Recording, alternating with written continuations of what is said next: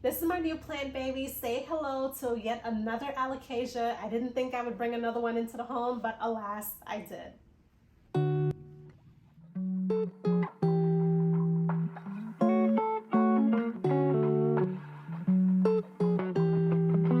I got another Alocasia.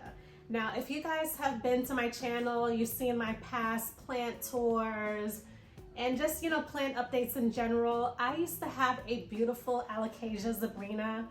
That plant was gorgeous. But then after a while, as Alocasias do, the leaves started to yellow and drop off. I used to have an Alocasia poly, also another beautiful plant.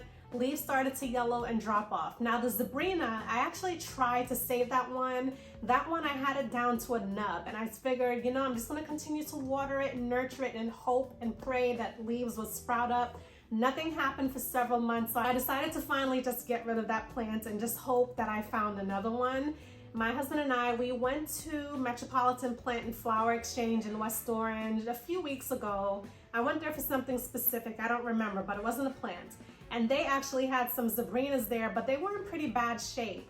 Now, as much as I love that plant shop, I feel like they're a little on the pricey side, and for the price that they had it displayed for, I just didn't feel like it was worth it, so I decided not to get it. But I'm glad that I held off because I found this beautiful Alocasia.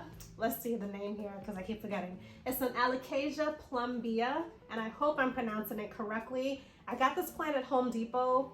They had several of these plants. I got it actually, I've had this plant now for a couple weeks and I've been wanting to show it to you guys, but I just haven't gotten around to it. And I usually keep the care cards in my plants, at least for like a month or so, just so I can make sure that the care I'm giving it is right. So just based on my own past experience with Alocasias, I do give this plant distilled water. I've actually lost 2 leaves because they were already in the process of yellowing when I purchased it.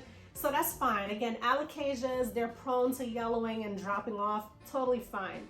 Now you'll notice this one has a ton of longer stems, and it also has these little teeny tiny stems here at the bottom. I'm not sure what that's about, but when I purchased the plant, that's just how it was. I don't know if that's common to this plant. I'm actually gonna do a little bit more research. Again, I've only had the plant for maybe like a few weeks. I definitely didn't have it longer than a month. So I feel like my plant is still getting acclimated to my environment. So far, it seems to love it. The thing that I really like about this plant, in addition to the large, beautiful leaves, look at the stem. I mean, the stem is just such a beautiful, like deep burgundy color. It's just a beautiful plant.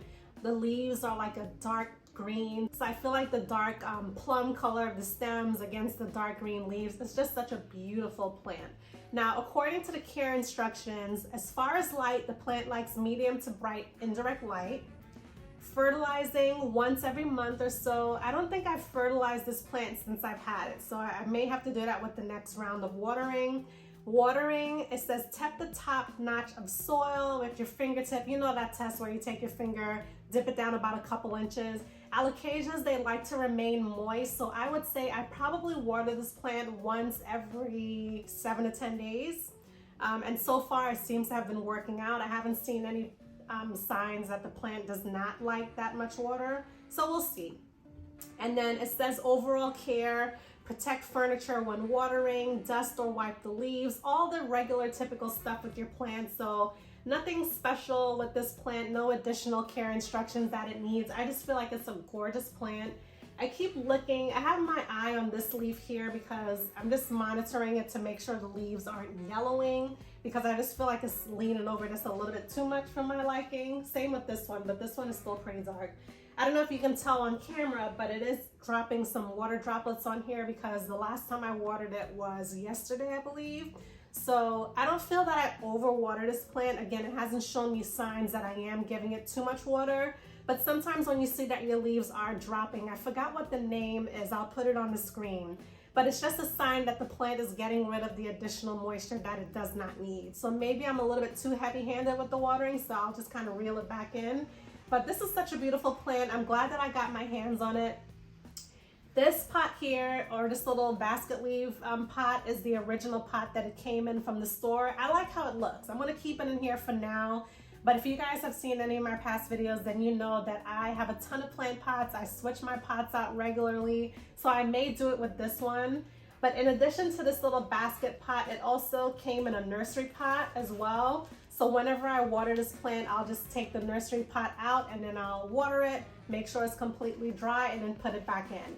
And this pot here, the basket weed pot, it is lined with plastic on the inside. So in the event that it's not completely dried out and there's still water dripping out, it'll catch itself in the plastic. So this is my new plant baby. Say hello to yet another Alocasia. I didn't think I would bring another one into the home, but alas, I did.